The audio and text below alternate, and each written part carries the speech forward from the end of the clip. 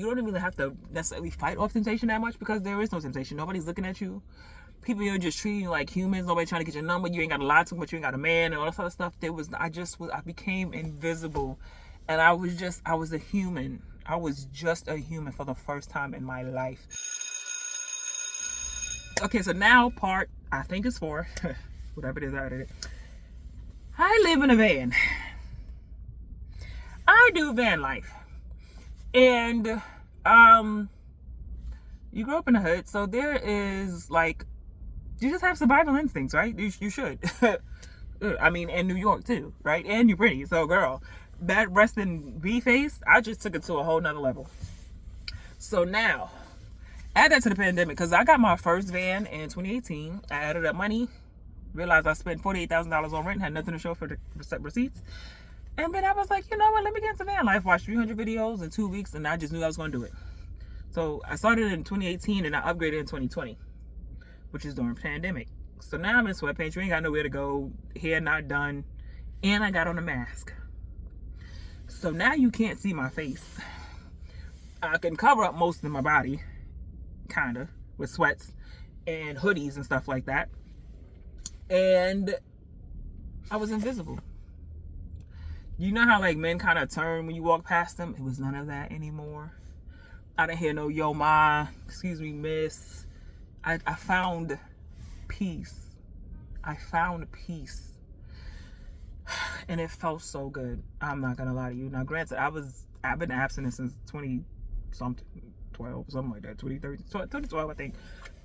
But I was still like, that's when you know, like, you're a new Christian, you just found the Lord, and you're just so happy, and then you're like, then I started going, and it was a little hard. But once I became invisible, and you don't even have to necessarily fight off temptation that much, because there is no temptation. Nobody's looking at you. People are just treating you like humans. Nobody trying to get your number. You ain't got to lie too much. You ain't got a man and all that sort of stuff. I became invisible, and I was a human. I was just a human for the first time in my life since I was 12, or young, and guys looking at you because you're developed or whatever. Mind you, I was the tall one in class.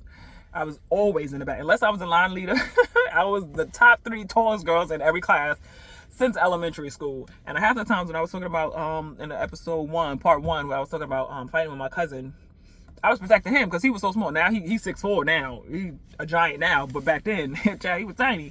And I was protecting him most of the time. But yeah, so I was invisible. And then I'm traveling solo, cross country and stuff like that. And I'm just aware that I should probably not look vulnerable. I didn't want to look vulnerable. I didn't want to look delicate. I didn't want to look fragile. I didn't want to look like because to me that means a target, right? So going from like city life to the country, cross country, it was beautiful.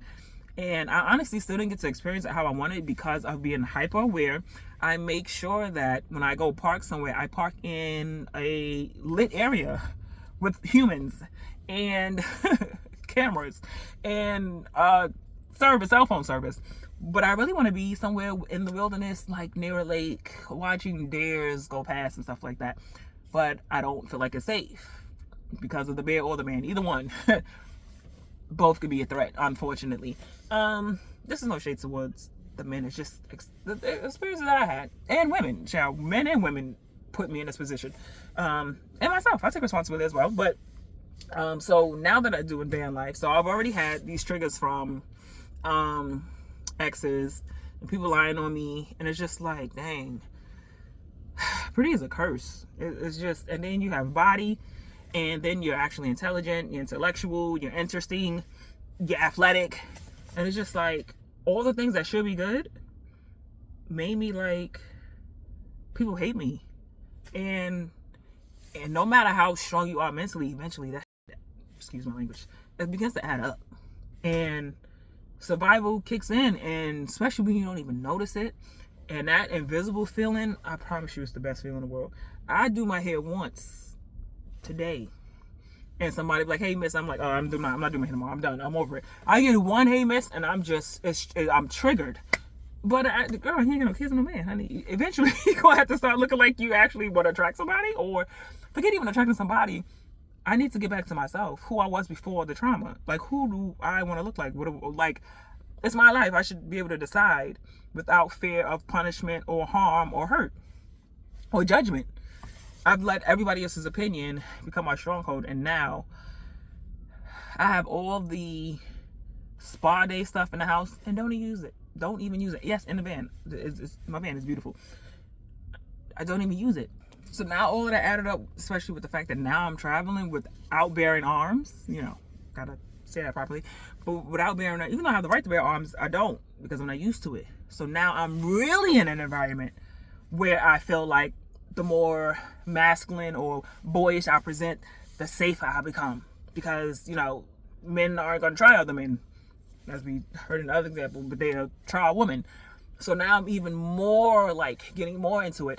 And one thing that I remember is that I was somewhere and I had my hood on, big old sweatpants, and I actually began to like walk.